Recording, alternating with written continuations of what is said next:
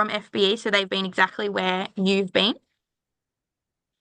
And so we're just going to start off with introducing them. So Justin and Tony, thank you both so much for joining us today. I'm sure I can say for all of the students that we're really excited to hear from you about your internship experience. So as you can see, we have your little profiles on the screen, but I will just get you to introduce yourself and let us know what you studied at Uni Melb, where you participated in your internship, and what you're currently doing for work. So Tony, we'll just start off with you. Sure. So I'm currently studying my Masters of International Business. I did my undergrad in commerce at Uni Melbourne as well. I'm currently working at Victoria Police as portfolio coordinator, basically an HR advisor role. Okay. And Justin? Yeah, hi everyone. Justin. I'm currently working at EY in the business consulting side of the business, in the focus on finance transformation and intelligent automation. My uni background, I did 2 degrees at Uni Melb. The first one was a Bachelor of Commerce, majored in Finance and Economics, and then I stayed on to do a Master of Finance as well. And as part of my Master's program, I was a intern at CSIRO in the Insights team. Great. So I will jump right into that with you, Justin. So you've just mentioned that you were a postgrad intern at CSIRO.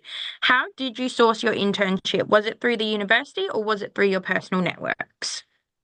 My internship was through the university, so it was part of the a subject as part of my master's program. And so there was I believe there was a portal. Trying to remember back, preparing for this, I was trying to remember the process, and I believe there was a portal that had some different sort of opportunities on there that was sourced through the uni, and I applied through that. Yeah, fantastic. And Tony, we can see there that your internship was with the Manpower Group in the Department of Education. So did you want to tell us a little bit about how you sourced that internship? Sure. So the first one there at Manpower, that was through the BCom internship subject. It was actually the first semester they had that subject a while back. So that was through the university. And the one at Department of Education was quasi through the university, through the careers online site. I'm sure many would be aware of that site. So yeah, that's how these two internships came about. Fantastic. And if we talk about how you both applied for internships through the university, and Tony, if we start off with you, how did you prepare for your application when it came to applying for an internship? Obviously, a lot of our students won't have applied for anything like this before. So how did you find preparing for that? Sure. So I think going into it as a first time applicant, I was a bit daunted by all the materials and information that was required. Really, essentially, there are just two pieces of document that's essential to the application. One is your CV, your resume, which outlines your work experience and as well as any extracurricular activities you've done, because being aware undergrads might not yet have any relevant work experience, and that's quite okay. And then the other one is your cover letter, and that's really your chance to make the application personal and speak to why you're interested in applying and what you can bring to the company and what you want to get out of it. So those are, I think, the two key pieces of documents to prepare for. Fantastic. And that is a great introduction into, yeah, your CV and your cover letter are so important. Justin, how about you? How did you find preparing for applying for your CSIRO interview, application, sorry? Yeah, I guess I had quite a different experience because I applied to quite a lot of internships throughout my undergraduate, and so I've been through that process a lot. And so the one through the uni was actually the smoothest and easiest one. Not just saying that because I'm on here, but the external ones you have to go through a lot of sort of aptitude testing and sort of blind interviews, which I don't think anyone finds fun. So this was actually a much easier process. As I said, I'd already applied to quite a lot of internships, so I had a CV already there, and it was more about sort of tailoring that cover letter to the opportunity itself. Yeah, fantastic. And Justin just touched on there when you are applying for self-sourced internships, you might come across things such as aptitude testing, online testing, and things like that. Through our careers online resources, we do have some simulations that you can go through. I have a slide on that a little bit later. And did you, Justin, we'll just keep on you. Did you have to interview for your internship at CSIRO? Yes, there was one interview, I believe, with someone that a manager I was going to be working with at CSIRO. And how did you prepare for that one?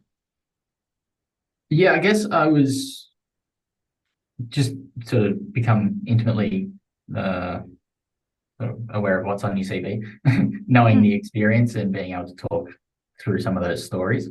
I think that's a big thing. Sort of being able to different scenarios that get thrown at you or different questions, sort of being able to have a bit of story that goes behind that. And obviously you don't want to exaggerate your CV too much, but it still needs to sound good. So sort of having a few talking points, a few experiences they've been through either at uni or if you've had any prior work experience, and sort of knowing how that would apply to the internship itself, and sort of really knowing the job description as well. So how your CV fits well with that job description, I think was important for me. Yeah, fantastic. That's a great point. Being able to link your experience with what they're wanting from an intern, I think that's a great point that Justin's just mentioned. Tony, if we just jump back over to you, obviously you had your 2 internship experiences and you're currently working for VicPol. So how did your internship experiences influence your career path and your goals? Sure. So personally, I've always been interested in management and HR space, but I wasn't quite sure. I wasn't quite settled and ready to say that's the career path I want to take. So the internships are a great way to get a taste and a feel of what that working in that field is like. Of course, it's not going to be exactly the same, but it does give you a good understanding of what day-to-day kind of tasks you'll do, as well as getting a sense of what it is like working in an actual professional's workplace, which is quite different to what it might be at university or at a part-time or casual job. Yeah, fantastic. And Justin, if we just pass that question over to you as well, how did your internship experience reflect on where you currently are as a consultant at EY? My internship really broadened my view of what I might actually want to do. So going through, especially my undergrad, I was very focused on finance and looking at sort of banking and finance jobs. And I'd sort of started looking a bit more into consulting work as well. But through the internship, it was actually quite different. It was the market insights team, which is a lot of market research, and really not something I ever would have thought of doing. But sort of really broadened when I did get to sort of experience it, different work that I might actually enjoy doing that I would never have thought of. So in that sense, it was great. And then also, as Tony said, just the being in a professional environment. So I worked part-time throughout my uni degree, just in like a casual job. And it's a very different environment, obviously, going from sort of hospitality and then sort of university to then the professional life. And I think that just experience, I think it was 3 months, the internship, but a little bit of experience goes a long way when you do start your sort of first full-time professional job. Yeah, fantastic. I think that's a great point that Justin's just touched on, is that maybe if you source an internship throughout your degree, it might not be something you expected to partake in, but having that professional experience, as Justin mentioned, can really broaden your horizon to what the actual work looks like. And as Tony mentioned as well, getting a feel of that day-to-day experience of what the work might actually be is really helpful as well. So Justin, obviously you were doing your postgrad internship. So how did you balance your internship responsibilities with your academic workload? Yeah, so I worked quite a lot in my hospitality work up until that point. And so I sort of had the luxury that I was able to back off my part-time work a bit, and sort of that just balanced out. But that being said, even being able to balance sort of part-time work or the internship with studying itself requires a lot of sort of planning and knowing sort of what you have coming up, especially uni deadlines and balancing those deadlines. And so sort of just being on top of things, having a plan, knowing sort of what all those deadlines you need to meet are was the biggest thing for me, I think. Yeah, great. And Tony, how about you? I know everyone balances their responsibilities individually. So how did you go balancing your internship with your academic workload? Sure, I think it's definitely going to take a bit of organizational skills to balance. Um, my first internship at Manpower, that was through the internship subject, as I mentioned earlier. So it meant it was a bit easier because the internship subject was for credit, and it meant I had to do one less subject that semester. So that really helped balance things out. And then the other one at the Department of Education was during the winter. So it was during the break. So that was, yeah, that was a lot easier. So I could just focus on the internship itself. Amazing. And I'll just stick with you, Tony. Obviously, a lot of our students that are attending today are probably our students looking for an internship. They're about to start the process of applying, probably getting their CVs all sorted. So what advice would you give to our students that are currently seeking internships, particularly in preparing for interviews and making the most of the experience? Sure. I think as Justin has mentioned there briefly, have a few stories handy. Um, they don't have to be from university. They could be from club societies, your volunteering, your hobbies. Um, but just having those stories that can demonstrate your transferable skills, I think are great because in an internship interview, most of the questions you're going to get asked are about your CV and your experience. It's more unlikely that you're going to get asked a lot of technical questions. So you really need to have those stories prepared and ready to go and be confident and familiarize yourself with those. And then, yeah, I think that would be my top tip. Yeah, fantastic. And Justin, similarly, what advice would you give to our students who are about to start that application experience and interview experience? Yeah, I think it's important to remember that no one's expecting the world of you. So coming in as an intern, you're not expected to have 2 years experience in whatever the role is. Everyone knows that you're coming in with sort of probably very low technical knowledge of whatever area it is. And so really focusing on sort of what your soft skills are and what you can bring to the table from some of the other experiences, and also not discounting some of the experiences you've had that might not necessarily be professional experiences. But I know for me, I more in the later years of my time at uni, I did things like sort of like a consulting society sort of thing. 180 degrees consulting was one of the things I did. And different programs like that where you can get experience. It's not technically an internship, but it's sort of experience it's the closest thing you'll get to a consulting project if that's what you're interested in. And so highlighting those sort of things. Or if you've worked part-time, whether it's in a related field or not, just bringing in that experience and showing that you can balance uni life with things outside of that as well, I think is really important. Yeah, fantastic. And both Tony and Justin have touched on that buzzword of soft skills. And Tony mentioned that they do not expect don't expect a lot of technical questions. Obviously, that will depend on the internship that you are applying for. But very commonly these days, you get asked a lot of behavioral questions in your interviews, which both Justin and Tony have touched on. I think that would be great just to touch on briefly again. Justin, can you give us an example perhaps of a behavioral question you were asked in in your internship interview? Maybe not in this internship. Too many interviews that I can't tell you which one I did. But a common question that came up, I think, in a lot is sort of talking about challenges that you've faced and so how you've overcome that. And so in preparing, that's a good one to have an answer to. And for me, it can be hard to think of something that sounds good in a professional sort of sense. And so just thinking about those sort of things, and I guess trying to, again, relate it to whatever the position is, and sort of how your experience can sort of assist in that role as well. Yeah, amazing. And Tony, were there any particular experiences throughout your two internships that really had a significant impact on your learning and development, or did your internship provide more of that high level experience?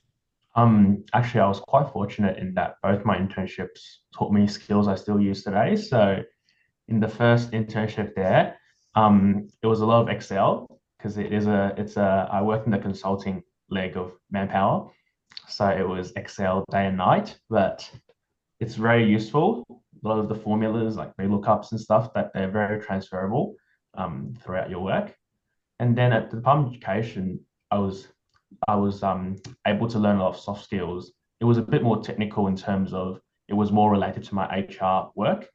And yeah, a lot of the soft skills like how do you deal with conflict? How do you liaise with managers in different departments? Those things are very useful still to this day. Yeah, fantastic. Thank you so much. So that wraps up our formal questions that we had for both Justin and Tony. We do have an allotted period of time now for questions from our audience members. So please feel free to pop them in the chat. You're also welcome to come off mute as well, but we do have time situated for you guys to talk to our alumni. So was there anyone who had a burning question or anything that we wanted to know?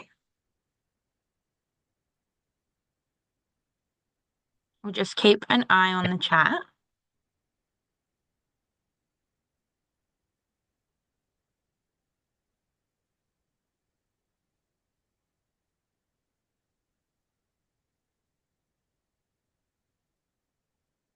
I haven't seen. Uh, So we've just had a question come through that says, do you guys have any advice for case interviews? So I think what our student means by case interviews there is if you're given a particular situation or a case to look at. So I might start with you, Justin. Have you ever participated in an interview where you've been given a case? Yeah, I did a couple as part of a group sort of interview. So I was applying for consulting positions mostly, and so it's sort of a mock. You get given a case study, and you get sort of half an hour to work through it as a team. And I think a lot of the time, what they're looking for is how you work in that team more so than what your sort of technical knowledge of getting the right answer in that. Um, and so, yeah, I think focusing on how you work together in that team, work with the other people, collaborative, sort of to get to an answer together is a lot more important than just, I know the answer, this is what it is. And so really making sure you can work with other people is the biggest thing they're looking for, I think. Yeah, fantastic. And we've just got quite a few questions popping through. So, Tony, I'll pass this one over to you. So we've just had a question from Noah who said, for a first year student, what would you prioritize? Would you seek a certain position and then work backwards throughout your time at uni? Sure. So I think that's a great question in terms of if you've already have a career path in mind and specifically a position you want to end up in, definitely go out, have a look at their position descriptions, see what kind of skills they're looking for, and then you can kind of work backwards, as Noah said. That's a great way to get your first internship, but also don't limit yourself to that specific position or that pathway because a lot of the time we hear about this job description, this title, and you think, wow, that's amazing. But the reality of it is it might not be what you think it is going from the job description. And it doesn't mean that other jobs you might not enjoy. So yes, definitely, if you have a clear path in mind, go for it. But also don't limit yourself there. Fantastic. We've just had another question come through from Kathy. So, Justin, I might throw this one to you. What was the most challenging part of sourcing an internship? And Tony, if you have any challenges that you faced as well, feel free to jump in as well. Yeah, sourcing an internship, as I said, I went through a lot of interviews, and for me, I think it was getting comfortable with that. Uh, I'm sure everyone that's it's applied to internships has been through the process of doing your aptitude testing, and then the next stage is generally, if you're doing it with a big company, doing what's essentially a recorded interview with yourself. And I think getting comfortable in that situation was something that was really foreign to me. And so that sort of getting familiar with that process and also sort of polishing up the CV, knowing what to put on there, was something that took quite a while, steep learning curve for me around that. And I guess early on in my first couple of years of uni, I wasn't necessarily on top of when all the dates were. And so I think if there's sort of some advice I could give, which I took from someone else that I was at uni with, is they had a big board with essentially all the companies they wanted to apply and the dates that the internships opened and closed. And I think being prepared and just knowing what's out there as well, all the different companies you might be interested in, is something that can help sort of being organized like that. Fantastic. And we've just had a question. I'm not sure if either of you will be able to provide specific answers. Someone's said, do you have any suggestions for any certificate courses to enable getting a finance internship, such as CFA and CFP? I do think things like your CA and your CFA, you do need to be employed full time to do courses like that. I'm not sure if you two are aware of any others, but we do have quite a few questions in the chat, so I might just skip through that one and we can reach out to that student separately. We do have a great question here, Tony, that I'll throw to you from one of our students, Atara, who's just said, how did you specifically address any gaps in your skills during the internship / prepare for the role before the internship? And I think you mentioned previously that they don't expect the world of you, Tony. So did you specifically address any gaps in skills that you felt you had prior to your internship? Fantastic question there. Yes, that's right. So for me, I think one great way to address some of those gaps, if you believe you have somewhere you can improve upon, is through those extracurricular activities.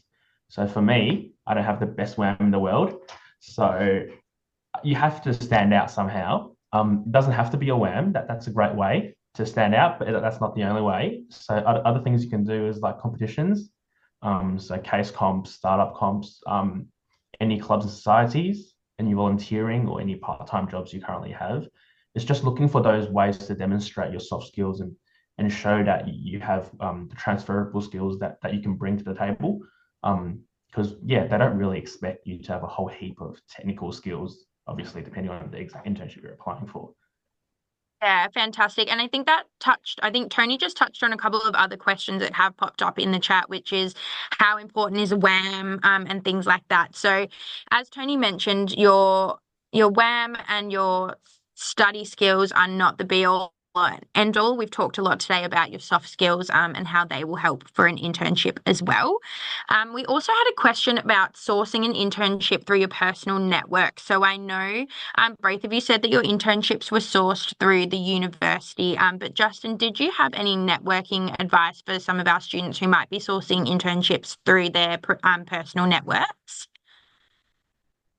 Not so much for sourcing internships. I think maybe that comes through just building relationships with people. And if you do get out there, I think networking is a huge thing. I saw a question come through in the chat around what to do if you're a first year student because a lot of the internships aren't available to you. I think that's probably the biggest thing. I would just start trying to get out there and start networking as much as you can. I know it sounds not that fun going to an event where you don't know anyone. But even if it's through programs where you can sort of, it's Ask Alumni is something I'm part of, and you can go and chat to people that have experience in jobs, and even just sort of finding out what sort of jobs are like, because as a first, second year student, you don't really know what the jobs are except for sort of a title. And so I think sort of just go out there, meet people, sort of try and experience what different areas are like, and if you think you might like that, and just sort of taste a whole bunch of different areas. And then the internships, either that sort of, if you're trying to source it through your network, that would come through a relationship. So I don't think there's necessarily any particular advice except for sort of networking. Very important. Yeah, and we have had quite a few questions come through from some of our first year students, which as you have all mentioned, the internship subjects through Uni Melbourne are not available to first years. But we all, as Justin and Tony have said, you can source your own internships that are outside of university. There are a lot available there. We've just had another question, Tony, that I'll throw to you. You briefly mentioned your experience in university clubs and some soft skills. There's been a couple of questions about, for those who don't have a lot of part-time work experience, advice. What are the type of extracurriculars you would suggest, and should one emphasize skills obtained at uni, such as teamwork, etc.? So I think you've touched on that a little bit already, but maybe if you wanted to pull up a particular experience or something you would suggest for those who don't have a lot of part-time work. Sure. So actually, when I sourced my first internship, I didn't have any specific professional experience in the HR field. So in terms of, can you speak about your experience at the university during your studies? Of course. So like group assignments, how do you deal with conflict when there's different opinions in your group? Or how do you make sure everyone's heard in the group? Questions like that.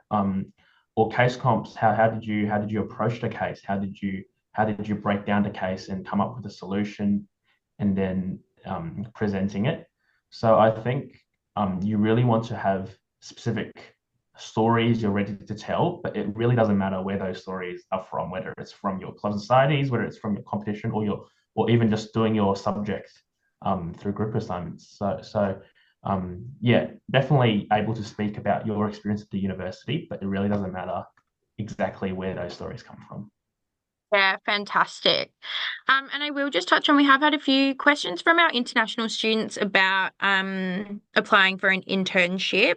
Obviously, your work requirements are based on your visa, so we aren't able to specifically advise on that. We do have resources available for our international students, and we do have our jobs and internships fair coming up next week, which there is a lot of information and advice for our international students.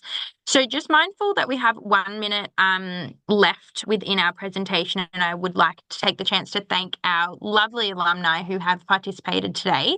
The QR code is on the screen. We have a lot more events coming up in the internship and job series, including the fair, which is next Tuesday, the 30th of July. So I highly recommend all of you have a look at some of our other events, such as mock assessment centre and how to stand out in an internship, which are some of the things that Tony and Justin have touched on today. If you didn't participate yesterday in the FBE information session, this slide has the dates. We will send this out with the recording as well post this session, but there's a couple of QR codes there that you can have a look at. So these have all the dates for, again, these are for second semester and above, second year and above, unfortunately, for the credit point subjects for your internships. And then, as we mentioned, Justin is one of our Ask Alumni mentors. So we really encourage all of you, if you do want to ask more questions, such as the ones that you've been asking today to our wonderful alumni, we really recommend jumping on Ask Alumni and signing up to be a mentee. Our Ask Alumni program is available to all university students, and it can help connect you with graduates from around the world. You can search for specific alumni in areas that you want to work in, and you can have really casual one-to-one conversations at a time that's convenient for you. Equally, we have all of our other career and employability resources online, such as our Employ Me, our Smart Resume, Careers Online, and of course our Careers LMS community as well. So I'd highly recommend jumping on and having a look at those if you haven't had the chance to yet. Equally, we have our career advice appointments with our career advisors, which can be really helpful to you as well. So we've got drop-in and Zoom sessions, one-on-one careers appointments, and then the ability to submit just a general careers question as well. So thank you so much to our wonderful alumni, Tony and Justin, for participating today. I am sorry if we weren't able to get to your question in the chat. Please feel free to reach out to us if you did have a burning question, and we can hopefully get back to you. But that is the end of our session today. We have hit time and we do need to let our wonderful alumni get back to their busy days. So thank you so much. We will end the meeting there. As Anya mentioned in the chat, an email will be sent out post this session with the recording and the slides as well. So please feel free to reply to that if you have any questions. But thank you both so much. It was lovely chatting to you today, and I hope you have a great rest of your day. Thanks all. Thank you. Bye. Bye.